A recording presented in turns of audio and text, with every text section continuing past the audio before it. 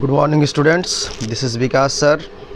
और आज के इस हम लोग नए वीडियो में न्यू चैप्टर केमिकल काइनेटिक्स देखेंगे, केमिस्ट्री क्लास 12। सबसे पहले हम लोग सबसे बेसिक से स्टार्ट करेंगे, डेफिनेशन पार्ट। केमिकल काइनेटिक्स क्या होता है?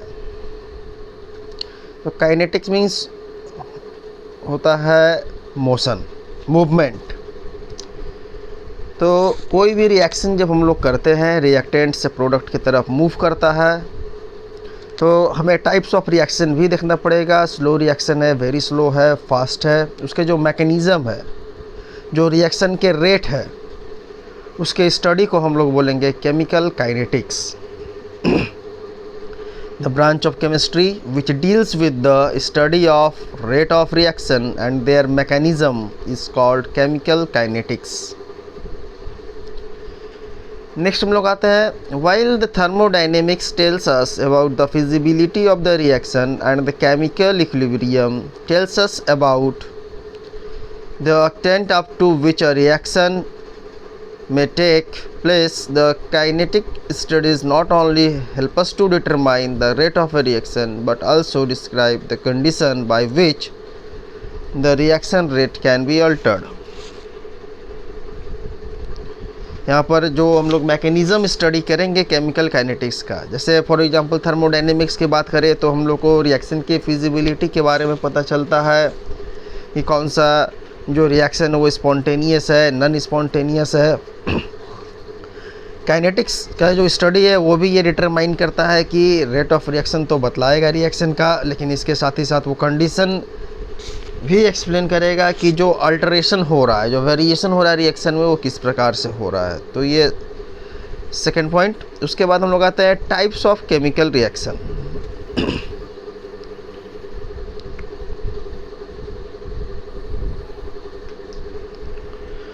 टाइप्स ऑफ केमिकल रिएक्शन यहाँ पर हम लोग अभी 3 तरीका का देखेंगे, जिसमें first very fast reaction, second है वेरी स्लो रिएक्शन, थर्ड है moderately slow reaction. Very fast reaction में है ऑकर्स ऑलमोस्ट इंस्टेंटेनियसली। ये एक आयनिक रिएक्शन की तरह होता है, जिसमें हम लोग सिल्वर नाइट्रेट को सोडियम क्लोराइड से रिएक्ट करवाएंगे तो silver chloride plus sodium nitrate बनेगा, आयनिक रिएक्शन होगा। ये इंस्टेंटली हो जाता है ये रिएक्शन। जब हम लोग वेरी स्लो रिएक्शन की बात करते हैं तो इसमें जो रेट होता है काफ़ी स्लो होता है, जैसे एग्जांपल रस्टिंग ऑफ आयरन हम लोग बोल सकते हैं। मॉडरेटली स्लो रिएक्शन में रिएक्शन जो हो जाएगा वो मॉडरेट स्पीड से जाएगा। जैसे हम लोग शुगर पे H2O मिलाएंगे तो C6H12O6 प्लस C6H12O6 जो डिफरेंट फॉर्म्स हैं, ग्लूकोज, माल्टोज, लाइक इस तरीक़ा से ये फॉर्मेशन होता है। तो ये टाइप्स ऑफ रिएक्शन। उसके बाद हम लोग आते हैं रेट ऑफ रिएक्शन क्या होता है। The rate of reaction can be broadly defined as the rate at which reactant converted into product. मतलब जब रिएक्टेंट प्रोडक्ट से कन्वर्ट हो रहा है, प्रोडक्ट में कन्वर्ट हो रहा है, तो इसका गति रेट क्या है, उसे बोलेंगे हम लोग rate of reaction. Quantitatively the rate of reaction may be expressed in terms of change in concentration of any of the reactant और प्रोडक्ट पर यूनिट टाइम। जो रेट हम लोग निकालते हैं वो rate change in concentration of reactant by time, dr/dt, या फिर प्रोडक्ट का बात करेंगे हम लोग तो dp/dt, जहाँ पर dr और dp जो है वो चेंज इन कंसंट्रेशन है रिएक्टेंट और प्रोडक्ट का, पर यूनिट टाइम हम लोग करेंगे तो रेट ऑफ रिएक्शन निकलेगा।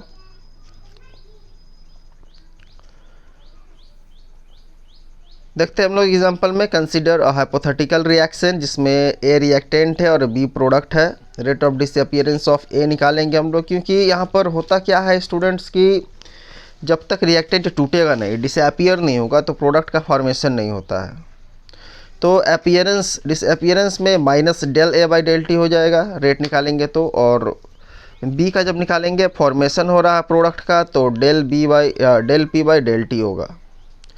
बी हम लोग मेंशन कर रखे हैं, del B by del T लिखेंगे, और रिएक्टेंट के लिए minus del A by del T, जहाँ पर डेल ए क्या है तो A final minus A initial, मतलब फाइनल रिएक्टेंट कंसंट्रेशन जो हो जाएगा वो फाइनल का माइनस इनिशियल का। स्क्वायर ब्रैकेट जो है वो डिनोट करता है कि ये कंसंट्रेशन को एक्सप्रेस कर रहा है मोल पर लीटर में। डेल टी हम लोग निकालेंगे, T2 माइनस T1 हो जाएगा।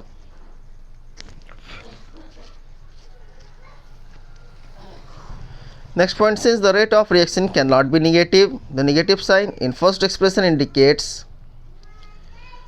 concentration decrease in the concentration of the reactant. Rate of reaction जो होता है वो निगेटिव नहीं होता है, वो जो निगेटिव साइन है वो बतला ये रहा है कि जो रिएक्टेंट का कंसंट्रेशन है वो डिक्रीज़ हो रहा है। सिमिलरली प्रोडक्ट का कंसंट्रेशन जो है वो इंक्रीज़ होता है। एक रिएक्शन कुछ इस तरीक़ा से यहाँ पर दिया हुआ है, देखेंगे इसमें हम लोग NaA प्लस NBB ये टूट करके बन रहा है NCC प्लस NDD।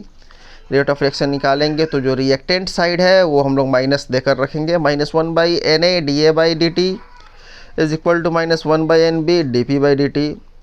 यहाँ पर फॉर्मेशन हो रहा है प्रोडक्ट का तो हम लोग प्लस देकर रखेंगे, तो 1/NC dC/dt equal to 1/ND d of dt। तो फर्स्ट दो जो है वो डिसअपियरेंस बतला रहा है, इसलिए हम लोगों ने माइनस साइन दे रखा है, और उसके बाद ये दोनों जो है वो appearance that is formation of product हो रहा है, तो हम लोग ने प्लस साइन दे रखा है। नेक्स्ट हम लोग unit of rate of reaction निकालेंगे, तो for reaction in liquid phase में हम लोग आते हैं यहाँ पर। तो सिंपल सा है इसमें रेट निकालने का, change in concentration of reactant और प्रोडक्ट बाय टाइम, तो मोल पर लीटर बाय सेकंड करेंगे, तो मोल पर लीटर पर सेकंड ये कंसंट्रेशन का यूनिट हो जाएगा। गैसियस रिएक्शन के लिए अगर हम लोग करते हैं यहाँ पर तो ATM पर सेकेंड, ATM पर मिनट। नेक्स्ट एवरेज रेट क्या होता है, rate of change of concentration per unit time. Simple सा है, del X by del T कर देंगे हम लोग, ये एवरेज रेट निकल जाएगा, जहाँ पे डेल एक्स जो है वो चेंज इन कंसंट्रेशन है और डेल टी जो है वो चेंज इन टाइम है। इंस्टेंटेनियस रेट की बात हम लोग करेंगे यहाँ पर, तो rate of change in concentration of any one of the reactant और product at a particular instant of time for a given temperature.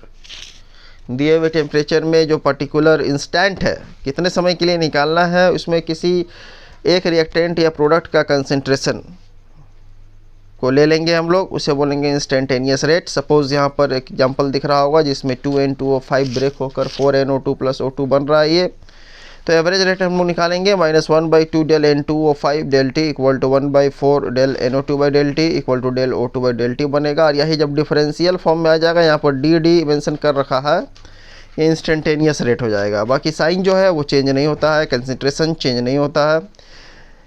एक डेल फॉर्म में लिखेंगे, एक डिफरेंशियल फॉर्म में हम लोग मेंशन कर रखेंगे।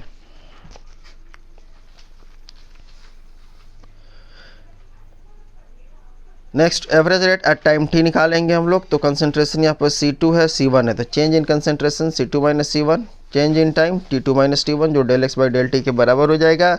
इंस्टेंटेनियस रेट जब हम लोग निकालेंगे तो यहाँ पर आ जाएगा, ये OA कंसंट्रेशन है और ये OB जो है वो टाइम है, तो OA बाई OB। जहाँ पर -dr/dt जो है वो negative of the slope of tangent बताएगा, ये प्लस dp/dt या तो positive of the slope of tangent बताएगा। जहाँ पे dp/dt, dr/dt, dx/dt इस फॉर्म में आ जाए तो इसे हम लोग स्लोप ऑफ द टेंजेंट बोलते हैं, और -1/dp/dt अगर ऐसा आ जाए तो ये नॉर्मल ऑफ द टेंजेंट हो जाएगा, नॉर्मल ऑफ द स्लोप हो जाएगा।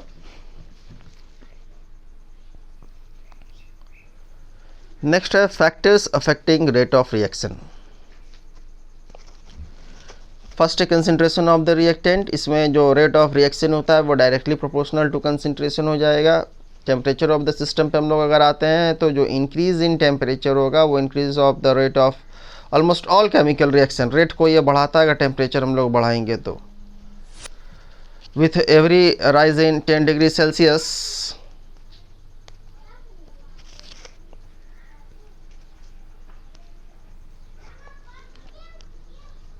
With every rise in 10 degree Celsius हमारा जो रेट है वो भी इंक्रीज़ होता है।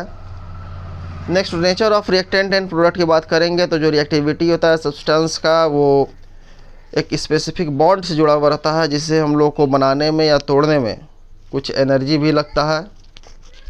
तो जो रिएक्टिविटी होता है सब्सटेंस का वो है बॉन्ड फॉर्मेशन या बॉन्ड कैसे टूट रहा है उस पर डिपेंड करता है। नेक्स्ट है प्रेजेंस ऑफ कैटलिस्ट। कैटलिस्ट का होना भी ज़रूरी है, क्योंकि कुछ कैटलिस्ट जो होता है वो रेट ऑफ रिएक्शन को बढ़ाता है, कुछ कैटलिस्ट जो वो रेट ऑफ रिएक्शन को घटाता है। सरफेस एरिया की बात करेंगे हम लोग तो जितना सरफेस एरिया ज़्यादा होगा रिएक्टेंट का उतना ही रेट ऑफ रिएक्शन ज़्यादा होता है, क्योंकि जो टोटल सरफेस एरिया है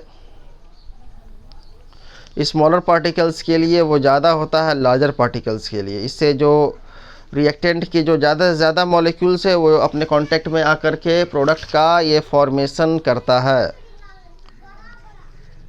नेक्स्ट हम लोग बात करते हैं एक्सपोजर टू रेडिएशन। तो कुछ केसेस में जो रेट ऑफ केमिकल रिएक्शन वो considerably increased by the use of certain radiation. कुछ रेडिएशन जिसका कुछ अपना पर्टिकुलर फ्रीक्वेंसी है, कुछ energy equal to H nu जो होता है, एच न्यू मतलब एच प्लैंक्स कांस्टेंट और न्यू फ्रीक्वेंसी हो जाएगा। तो रेडिएशन होने के कारण भी रेट ऑफ रिएक्शन जो है वो इंक्रीज होता है। नेक्स्ट है law of mass action. According to this law, at a given temperature, the rate of a chemical reaction is directly proportional to the product of the molar concentration of reacting species with each concentration, the raised to the power equal to the numerical coefficient of that species in the chemical equation. ये law of mass action क्या कह रहा है ये हम लोग देखेंगे example से यहाँ पर, जिसमें कि एक हम लोग जनरल रिएक्शन दे रखे हैं, ए प्लस बी फॉर्मेशन हो रहा है प्रोडक्ट में। तो रेट डायरेक्टली प्रोपोर्शनल टू हो जाएगा concentration of A and B. जो रिएक्टेंट का है उसे ही हम लोग लेते हैं। के यहाँ पर जो है वो रेट कांस्टेंट हो जाएगा या वेलोसिटी कांस्टेंट हो जाएगा, या इसे हम लोग स्पेसिफिक रिएक्शन रेट बोलते हैं। सपोज कोई रिएक्शन है ए प्लस बी बी टूट कर बन रहा है सी प्लस डी। तो यहाँ पर जब हम लोग लॉ ऑफ मास एक्शन लगाएंगे तो आर इक्वल टू ये के ए का पावर ए हो जाएगा और ये बी का पावर बी हो जाएगा। लॉ ऑफ मास एक्शन जो है वो रेट को बतलाता है, और वो किस आधार पे बताता है, वो जो बैलेंस्ड इक्वेशन है उसके स्टोइचियोमेट्री पे डिपेंड करता है। नेक्स्ट है rate law expression. It represents the qualitative relationship between the rate of the reaction and concentration of the reactant. Rate law expression जो है वो एक क्वालिटेटिव रिलेशनशिप बतलाता है रेट ऑफ रिएक्शन के बारे में और रिएक्टेंट के कंसंट्रेशन को लेकर के। ये एक मैथमेटिकल एक्सप्रेशन देता है जिससे हम लोग किसी भी रिएक्शन का एक्सपेरिमेंटली रेट ऑफ रिएक्शन भी कैलकुलेट कर सकते हैं। फॉर एग्जांपल हम लोग देखेंगे यहाँ पर एक रिएक्शन दे रखा है ए प्लस बी जो टूट रहा है प्रोडक्ट में, जहाँ पर rate directly proportional to concentration of A B है। तो रेट निकाल दिए हम लोग के ए बी। अगर हम लोग ए और बी का कंसंट्रेशन 1 ले लें तो रेट जो है वो के इक्विवेलेंट हो जाएगा। It means rate of the reaction is defined as the rate constant if the concentration of the reactant is taken as unity. Next rate controlling step. तो जो स्लोएस्ट स्टेप होता है किसी भी रिएक्शन का उसे हम लोग रेट कंट्रोलिंग स्टेप बोलते हैं। जैसे कोई एग्जांपल हम लोग ले लेंगे, यहाँ पर 2-3 स्टेप में रिएक्शन टूट रहा है, तो जो ये स्लो रिएक्शन है ये स्लो रिएक्शन ही जो है वो रेट को बतलाएगा। नेक्स्ट हम लोग आते हैं characteristics of the rate constant. पहला पॉइंट है कि ये सबसे पहले हमें स्पीड ऑफ द रिएक्शन के बारे में बतलाता है। सेकेंड, ये definite value at a particular temperature ये देगा। वैल्यू जो है डिपेंड करता है टेम्परेचर पे, और concentration of the reacting species पे ये इंडिपेंडेंट होता है। यूनिट जो हो गया रेट ऑफ रिएक्शन का वो डिपेंड करता है ऑर्डर ऑफ द रिएक्शन पे। कुछ मेथड्स जिससे हम लोग रेट कांस्टेंट का वैल्यू निकालेंगे, जैसे पहला है वॉल्यूमेट्रिक मेथड। इसमें हम लोग फर्स्ट ऑर्डर रिएक्शन के लिए फार्मूला हो जाएगा K equal to 2.303 by T log V0 by VT, जहाँ पे V0 इनिशियल वॉल्यूम है, VT जो volume at time t। Similarly K equal to 2.303 log V infinity by V infinity minus VT, यहाँ पर हम लोग लिखेंगे इन्फानाइट जब वॉल्यूम हम लोग दे रहे हैं। तो जो प्रूफ है ये फर्स्ट ऑर्डर का, ये हम लोग अगले वीडियो में फिर से डिस्कस करेंगे। केमिकल प्रेशर चेंज मेथड में क्या है कि हम लोग यहाँ पर सिंपल सा फार्मूला लगा देंगे K equal to 2.303 by T log V infinity minus V0 by V infinity minus VT, जो ये प्रेशर चेंज मेथड है। मेन टॉपिक जो भी हम लोग का है इम्पॉर्टेंट, जिसमें हम लोग आते हैं order of reaction. It may be defined as the sum of the powers or exponents to which the concentration terms are raised in the rate law expression। यहाँ पर एक रिएक्शन दिख रहा होगा जिसमें AA प्लस BB ये बन रहा है प्रोडक्ट। तो रेट जो है हम लोग लिखे हैं K A का पावर M B का पावर N, तो पावर को जब ऐड करेंगे M प्लस N, यही बतलाएगा order of the reaction. First order की बात करें हम लोग, तो फर्स्ट ऑर्डर में यहाँ पर सिर्फ एक ही रिएक्टेंट है, तो R equal to K into O। Second order में यहाँ पर 2A है तो A का पावर 2 कर देंगे, सेकेंड ऑर्डर हो जाएगा। 3A में यहाँ पर 3A है, यहाँ पर 2 और 1 3 है, या फिर 3 अलग अलग सेपरेट है, तो ये थर्ड ऑर्डर रिएक्शन हो जाएगा।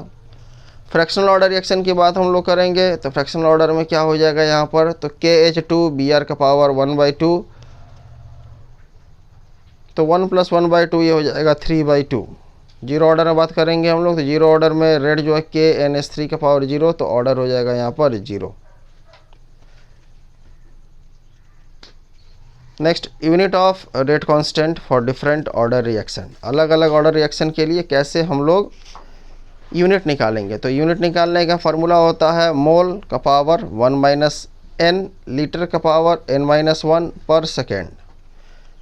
अब करना क्या है कि जो ऑर्डर निकालेंगे हम लोग, जीरो ऑर्डर के लिए n का वैल्यू 0, फर्स्ट ऑर्डर के लिए n का वैल्यू 1, सेकेंड ऑर्डर के लिए n का वैल्यू 2 हम लोग पुट करेंगे। जीरो ऑर्डर रिएक्शन में हम लोग आते हैं रेट dx/dt, के A का पावर 0 हो जाएगा, जीरो ऑर्डर है, किसी भी चीज़ का पावर 0 1 होता है, तो यहाँ से k हम लोग को निकालना है, k का यूनिट हो जाएगा मोल पर लीटर पर सेकेंड। सिमिलरली A का पावर 1 है, तो A कंसनट्रेशन है, मोल पर लीटर यूनिट हो जाएगा, मोल पर लीटर कट जाएगा, तो रेट कांस्टेंट का यूनिट हो जाएगा पर सेकेंड। सिमिलरली हम लोग सेकेंड ऑर्डर के लिए करेंगे, बहुत सिंपल है, मोल पर लीटर का स्क्वायर करेंगे, यहाँ पर मोल पर लीटर है, तो एक मोल पर लीटर से एक स्क्वायर कैंसिल हो जाएगा, क्रॉस मल्टीप्लाई कर देंगे, मोल लीटर पर सेकेंड, ये रेट कांस्टेंट का यूनिट हो जाएगा।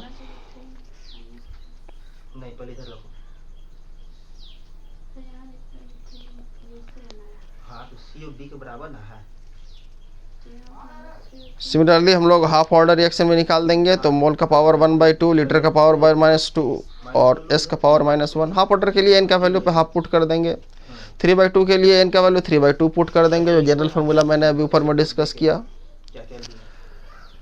नेक्स्ट है मॉलिक्यूलरिटी ऑफ ए रिएक्शन क्या होता है, तो the number of reacting species which must collide simultaneously in order to bring about the chemical reaction is called molecularity. जितना रिएक्टिंग स्पेसीज कोलाइड कर रहा है वो मॉलिक्यूलरिटी को बतलाएगा। मॉलिक्यूलरिटी ऑफ द रिएक्शन जो है वो 1, 2 और 3 हो सकता है। 1 होगा यूनिमोलिकुलर, 2 होगा बाईमोलिकुलर, 3 होगा ट्राईमोलिकुलर। तो केमिकल रिएक्शन जो है जिसमें कि मॉलिक्यूलरिटी होता है, सिंपली हम लोग क्या करते हैं, जितने भी मॉलिक्यूल्स है सबको सम कर देते हैं। जैसे NH4NO2 है, यहाँ पर आगे में 1 है, तो यूनिमोलिकुलर, यहाँ पर आगे में 2 है, बाईमोलिकुलर ये 2 और 1 3 है, तो ट्राईमोलिकुलर। इस तरीक़े से हम लोग निकालते हैं। जो केमिकल रिएक्शन जो प्रोसीड होता है कई सारे स्टेप में, उसे हम लोग कम्प्लेक्स रिएक्शन बोलते हैं। नेक्स्ट बहुत important question CBSE point of view के लिए, ऑर्डर एंड मॉलिक्यूलरिटी में डिफरेंस। तो ऑर्डर में है कि जितने भी सम ऑफ पावर्स होते हैं कंसंट्रेशन के रिएक्टेंट का, उसे ऑर्डर बोलेंगे, और जितने number of reacting species collide कर रहे हैं रिएक्टेंट में, मॉलिक्यूलरिटी हो जाएगा। ऑर्डर जो है वो ओवरऑल रिएक्शन से निकलता है, मॉलिक्यूलरिटी हम लोग सेपरेट निकाल सकते हैं। ऑर्डर एक्सपेरिमेंटल वैल्यू भी देता है, मॉलिक्यूलरिटी सिर्फ थ्योरेटिकल वैल्यू देगा मुझे। ऑर्डर 0 हो सकता है, मॉलिक्यूलरिटी का भी 0 नहीं होता है। ऑर्डर फ्रैक्शन में भी हो सकता है, मॉलिक्यूलरिटी हमेशा होल नंबर में आता है। ऑर्डर में हम लोग को आइडिया मिलता है रिएक्शन मैकेनिज़्म का, मॉलिक्यूलरिटी में किसी भी तरह का रिएक्शन मैकेनिज़्म का आइडिया हम लोग नहीं गेन कर पाएंगे। तो आज के इस वीडियो में हम लोगों ने कुछ थ्योरेटिकल पार्ट जो केमिकल काइनेटिक्स से रिलेटेड है वो डिस्कस कर लिए हैं। नेक्स्ट वीडियो में first order, zero order, half life और कई सारे डिराइवेशन पार्ट इंपॉर्टेंट हम लोग CBSE पॉइंट ऑफ व्यू के लिए डिस्कस करेंगे। आज के लिए इतना ही, थैंक यू।